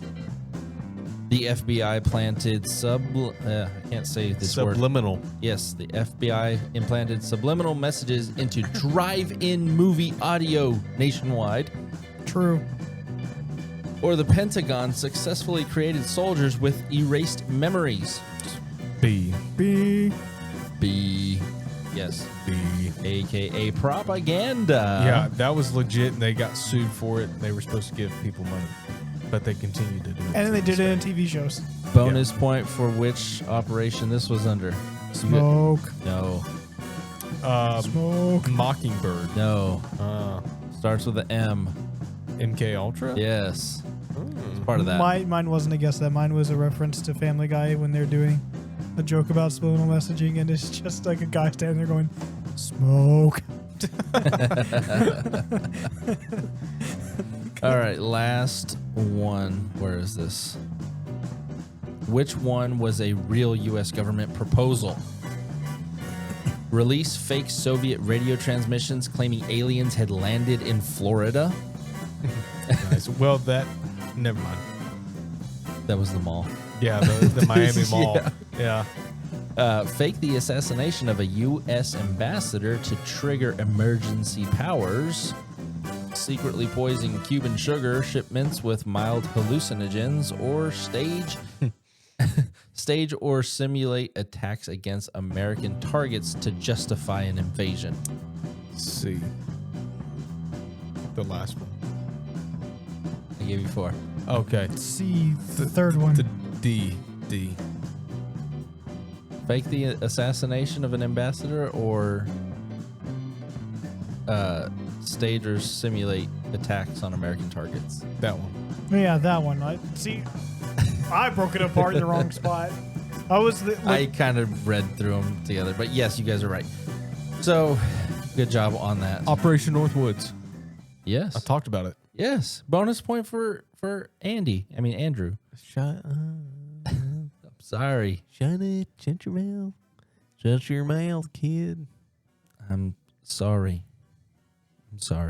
Well, you know what? I wish I could forget that you called me Andy. Well, I don't, because he just do it again. wish that the Men in Black movies were real so that I could just take the little pineapple pen flash and then you forget everything. Boom. You know that exists, right? Yes. Neuralizer. Yes. It's you swiftly hit somebody in the back of the head with a hard object. Sometimes they will forget. It's called my mom's camera flash on her phone. The one that goes flash, flash, flash. Yeah. It's still on. I just heard that. I'm going to make mine nice, short, and sweet because it is Andrew's bedtime in literally 8 minutes. So I got 8 minutes to roll through this. I got to wake up at 4:20 in the morning. Nice. Got to take into account wind resistance and him driving home. Yeah, that's true. 5 minutes. Everybody's heard of Men in Black, the movies. Yeah. For sure, with Will Smith. That's the one where he goes, E.T. phone home. Yes, exactly. We're just gonna Except not really. He said E.T. home phone. home phone. Home phone. Home phone. Nobody has home phones anymore. No. What about car phones? Ooh. Car phones. Yeah. Yeah. Jeez. But Dude, sorry. Go ahead. There's a guy at work today, the same guy I was talking about, that's more than Yeah, a 99. couple days from me. Yeah. He had no idea what a cassette was. Ow. Loser. We found some in the office building, tucked away somewhere. The difference 4 days makes. I say we. They did. The other guys on the crew. And he was like, "Oh wow, what is this?" And he sounded like he was being really sarcastic. And I started laughing. I said, "Wait, do you really not know what cassettes are?" He said, "No, It's getting dude." bad. I said, This is why you're an ex-Marine and not still a Marine. I did see a guy at the tournament I played that was just walking around the park with a Walkman. A Walkman pouch and then the old school headphones over his Sick. head. I was like, that guy's living his best life. Yes, ma'am. And little did I know it's probably skipping like crazy. Yeah. Because I remember my dad had one and we'd sit in the back of the car and I would try to hold it as still as possible because it wasn't the one that like you couldn't move it or else it would stop for a split second. Mm. And I remember just sitting there and we'd go over just bad Bumps. roads. It'd be like so annoying. I never used a Walkman, but of course I know what they are. My dad used cassettes all the time. Yeah. So that's why I know.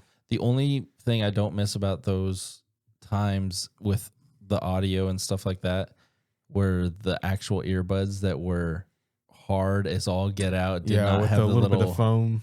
Yeah, and your ears would just hurt Yeah. and ache after. Yeah. Did you ever have like the tape get messed up and caught? Yes, I Yes. did. That's what I don't miss. I did on VHS. Remember several VHS times. rewinders? You would buy the little thing, you press it down, it would rewind it, pop it back up. Yeah, it would do it really fast. Yeah, Okay. yeah. I yearn for the 90s. So But you know what You else was don't- made in the you- 90s? You don't even. I know. Live in the I was 90s. born in 99, but I still yearn for the 90s. I yearn for the 90s. if you go back to an era like 40s to 50s, where would you go? I would go 50s or 40s. 40s to 50s, just those two options. No, yeah. That's I would not- do anything between 70s and 90s. So Okay. the 80s. No, I said anything. Yeah, anything between, which is the Any 80s. one of those. I meant like, Is it- you is know, it, is it an inclusive? I wouldn't between? be picky if I got dropped in the 70s or in the 90s. I would back half of the 80s. I would want to go Yeah. like to the It's the 40s and earliest. 50s before a bunch of junk was put into our food, and I could go to an actual classic diner Yeah. and hit an actual jukebox Nice. for a nickel. Well, you know what? but I'm let's sure go- the Men in Black could Let's take you go. there. Let's go back to the 40s and 50s, right in that era, because we're going to talk about the Men in Black for just a few minutes here. Not the movie, like I said, not Will Smith, not Tommy Lee. One of those is a great actor. I'll let you decide which one. Yeah, So not those Men in Black. So Chris Hemsworth. Yes, and Liam. Well, I forget her name. I don't know her name. Valkyrie. I don't know her name. I'm lost on it. But Men in Black. Don't know. I dug up two very accurate, or the most accurate that I could find, two interactions between the Men in Black that kind of everybody holds in regard as being like, these are the ones that are the most true and have the most evidence to kind of back them up. So the first one is in 1953 with a man named Albert K. Bender. Was not a drinker. He did not go on benders. Bad joke. Very bad. But he was a... Ha! That's the dad joke. Father's Day is coming up. Ha! Bender was a regular guy living in Bridgeport, Connecticut, Ha! back with the puck wedgies. Is that how you say it? Puck wedgies. Yeah. He ran a prominent civilian group called the International Flying Saucer Bureau. Bet. So he was a believer. He also had published a prominent journal called the Space Review, and Bender wasn't just like casual hobbyist. Oh, I look up stuff and talk about it on a podcast. He wasn't like that. Like he actually went out to different parts of the country to look for stuff. Wherever he heard a sighting that was close by, he would actually go himself and look and see what he could find. And he began to get a bit obsessive with it. And in the summer of 1953, he told some few close friends and family that he had finally solved one of the biggest mysteries. And he claimed that he figured out exactly what UFOs were and where they came from. Obviously, everybody's like, okay, this guy's, he might be crazy, but he might be real about it. And he told them also that he was planning to go blow the lid off the whole thing. That's a quote. But he never got the actual chance to, of course, because he contacted the newspaper and said, I figured all this stuff out about UFOs. I'm going to go public with it. And he was going to plan to give his journal and his findings to the paper so that they could publish it. But before he could get the journal to print, Bender was alone in his bedroom at night when the room suddenly went ice cold. And he looked up from where he was sitting on his bed, and standing right there next to him in the dark were three men dressed in dark black suits. And you can't judge a book by its cover. He said at this time, he said, these were not G-men. I don't know what G-men are. but Green. oh, they were men in black. But he claimed that their eyes were literally glowing in the dark, and they communicated through telepathy. And when they finally left, they actually vanished. The room smelled intensely of sulfur. They didn't threaten him. They completely broke him.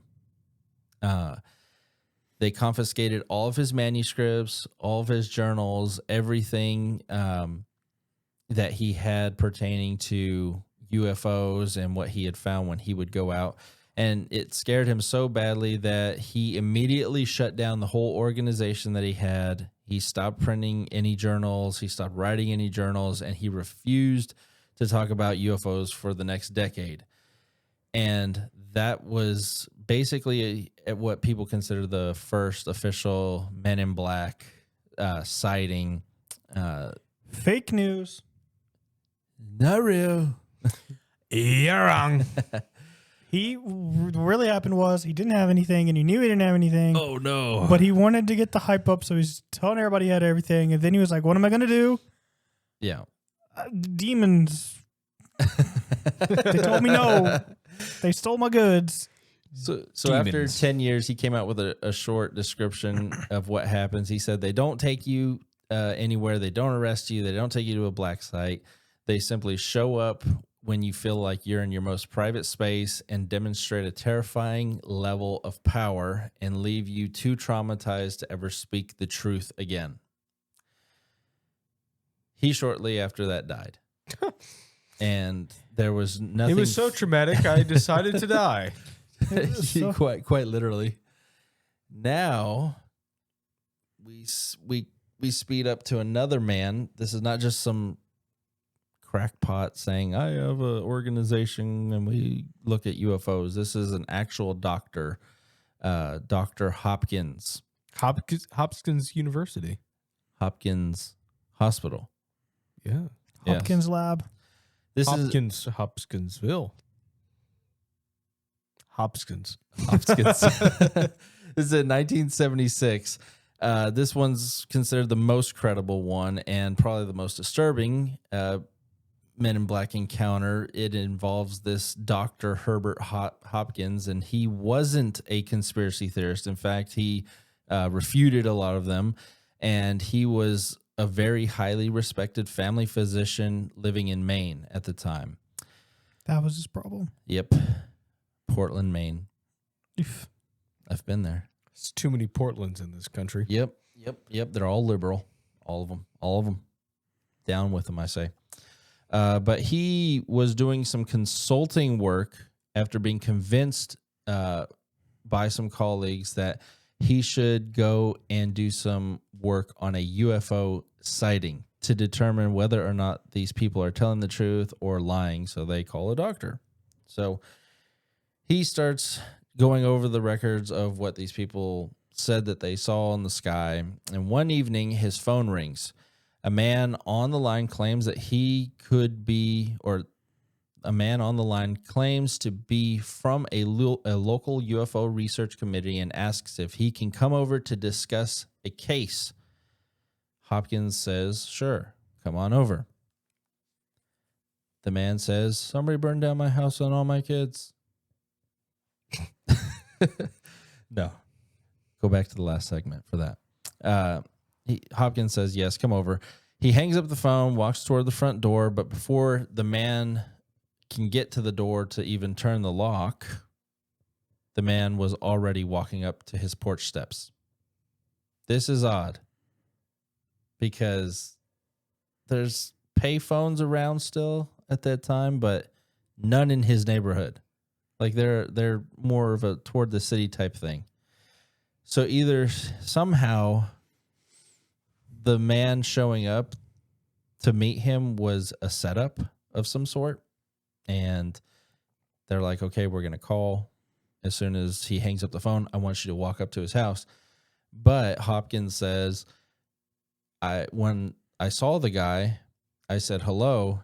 He answered me back. It was the same guy who was on the phone. So either he's in the house next door somehow or very close by, but there's no just pay phones anywhere. Yeah. Within the neighborhood, at least. He literally said there was no more than maybe 30 seconds from my phone to the front door, and this guy's already here. So that is disturbing. Also, there's no car in the driveway. There's no signs of hearing somebody run down the street as if they were coming from someplace nearby. It was as if he was just in the driveway already walking up. So it's odd. Just weird. Cell phone. Yeah. His car phone. Pagers. His car phone. We didn't have a car. No cars. He parked it around back. So he says he opens the door and he realizes something is deeply wrong with the guy. That's usually the first instinct of people have of me, too. Something is deeply wrong with this one.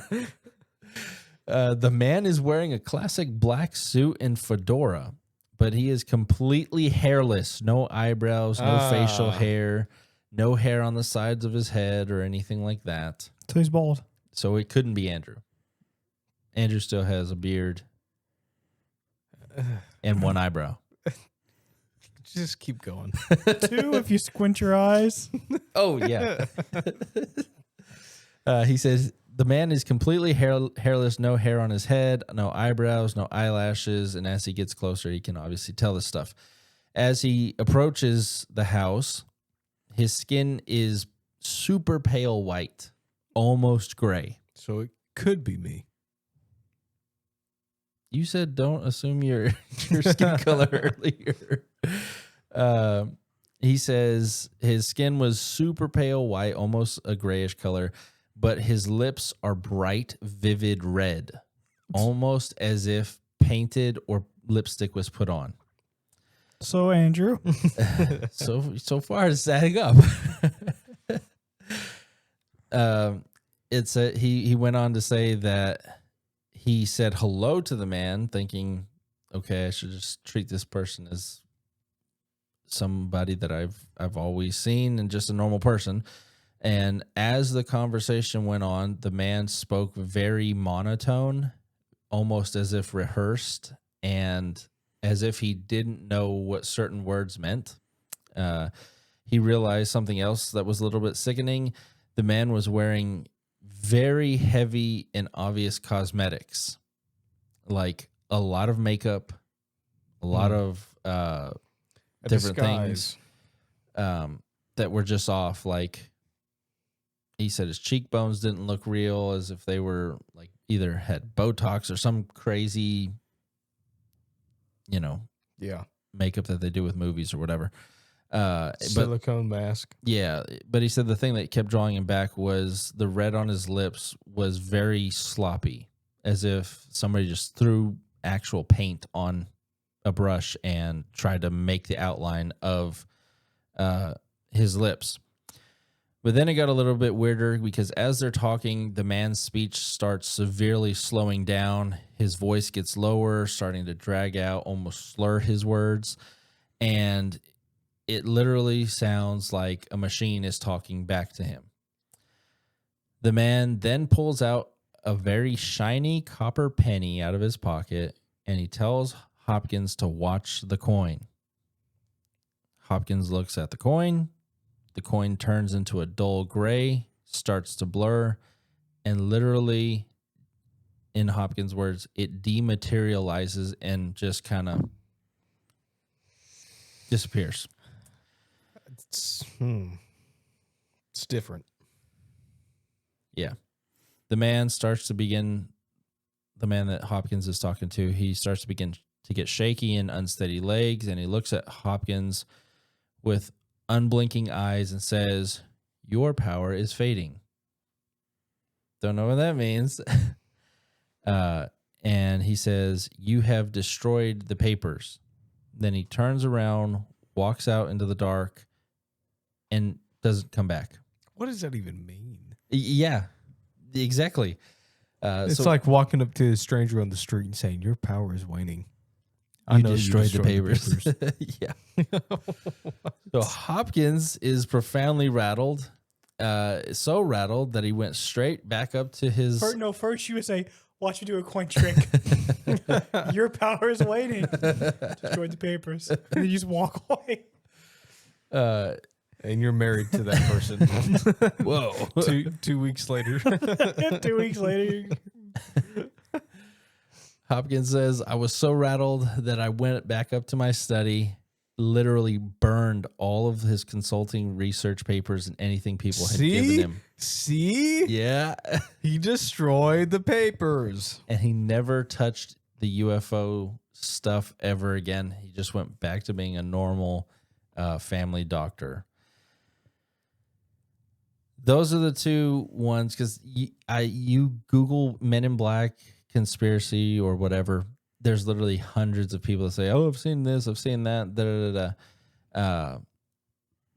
It's, to me, it's just a little bit odd, and the second story is a little bit weird because it's as if the way he was describing the person, it was almost as if it was very sloppily done to conceal this person with the bad makeup and the bad prosthetics and all that stuff, and the fading voice is weird and all of that. And it sounds like somebody had some sort of robot voice behind it, is what I kind of get out of it.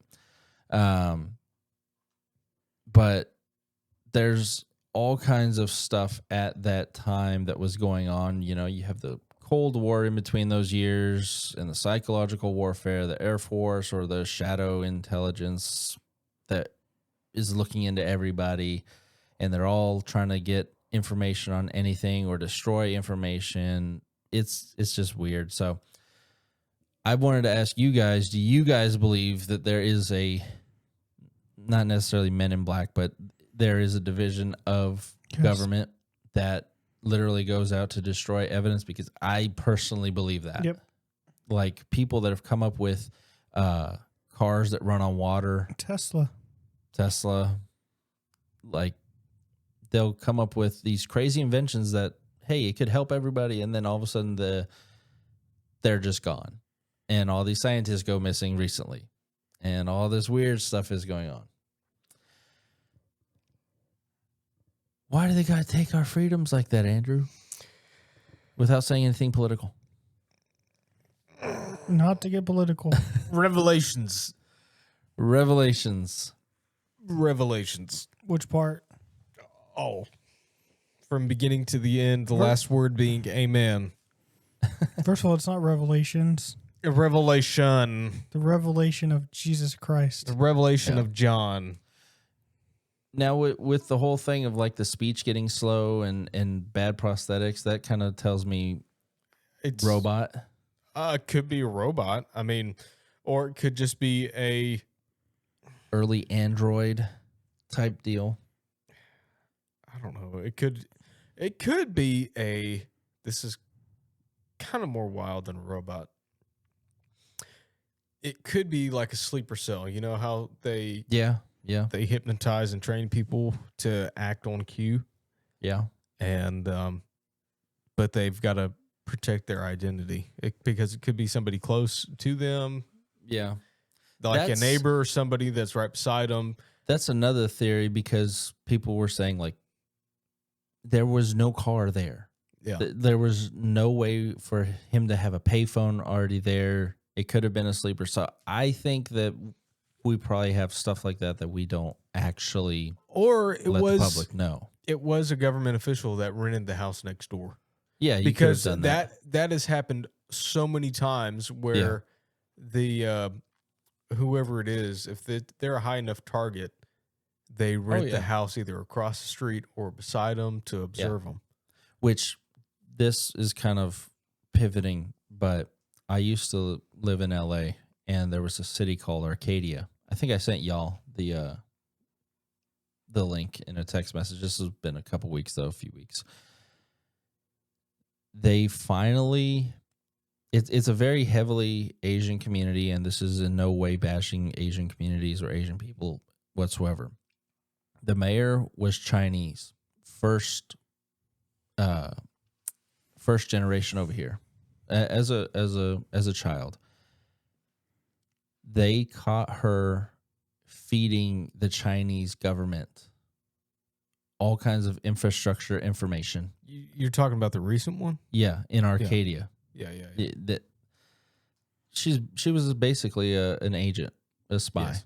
just literally giving everything from water infrastructure, electric, the layout, where food stores are, where residential areas are. It's insane. Well, it's not just that, but every student that comes here is bound Oh to yeah, tell the government whatever they want to know. yeah, It's not like they're come here to be spies, but it's the fact that they come here to learn, yeah. and then they say, "Hey, if you don't tell us the information we want to know Yeah. about your school or about what you're learning, You get in trouble. we are going to arrest your family that's Yeah. still in China." Well, they figured her out because she was getting large sums of money. Yeah. And somehow one of them she messed up and linked it to her bank account where she got a pretty good like $50,000 bump from just seemingly nowhere. Yeah. And their tax time came in there.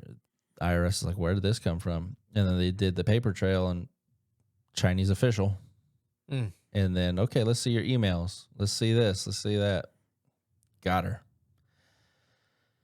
So is this a reason to actually have the IRS? No. IRS are men in black. The IRS are the men in black. Because they just show up and tell you you either owe money or you don't. For just living. Don't get me started. No, I back to the Men in Black thing, just to put a cork on that one. I think that they're real. I think that if you have something that disrupts, especially money flow, as far as like I said, the cars that run on water, or It could be a human alien hybrid. yeah, Like, true, I mean, like there's speculation of earlier this year, yeah, a month ago. yeah. It's all out there. If there is, they're already integrated into our society better than we know. But hopefully it's not true. But maybe it is.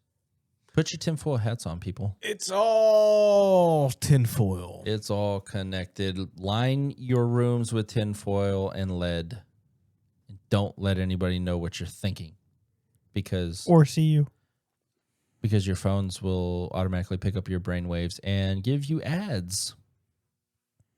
That's a legit concern of mine because there's been several things that I've thought of and it starts giving me ads. Okay, we need to do a scientific experiment. I'll just start wearing a tinfoil hat from now on. No, I mean, we will discuss something away from our phones. You're going to think of something, I'm going to think of something, and he's going to think of something different. And we'll see if we get that push toward us. We all need to think the same thing. Something random. Okay. So, Pin pineapple. no, we can actually do this. Write something down right now.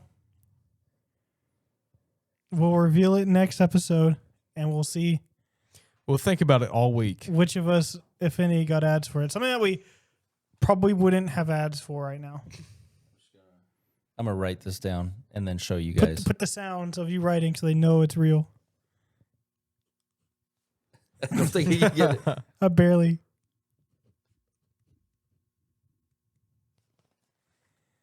I can't read that. Okay. You get that? See. Cool. Because that's something Yeah, random. nobody's going to. Yeah. And next week. So if any of us see ads for that, don't, as hard as it's going to be, don't say Yeah. until next recording. Okay. Take Next recording. take we will- screenshots. Yes, take screenshots. Dude, this is gonna be so interesting. And if the answer is no, We gotta think about it while we're on the phone and while we're on a call. But too. don't What am I say going to do? Hold my phone next to my head? thinking. I have a bad feeling about this. We're going to go home and just like Immediately see ads for them. just everywhere. Like, dude, if it's immediate, it's gonna be so hard to not feel like, yeah. bro. It's gonna be. Tune in next week to figure out if our brainwaves affected our ads. We might end up recording tomorrow. They're everywhere. They're everywhere, Jerry. This will be fun. Yeah. Maybe that should be part of our every week. Just here's something we're gonna do over the. Yeah. Yeah. All right. Well, that's going to do it for us here today, at least for me. You guys have anything else you want to say? Sleep. Andrew needs to go to sleep. I'll be going to bed soon myself. Yep.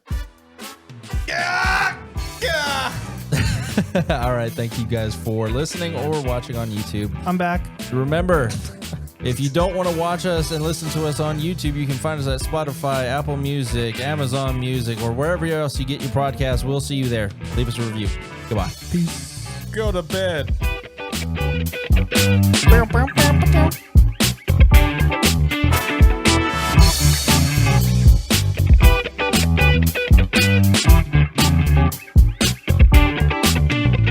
Love them, hate them, baked potato.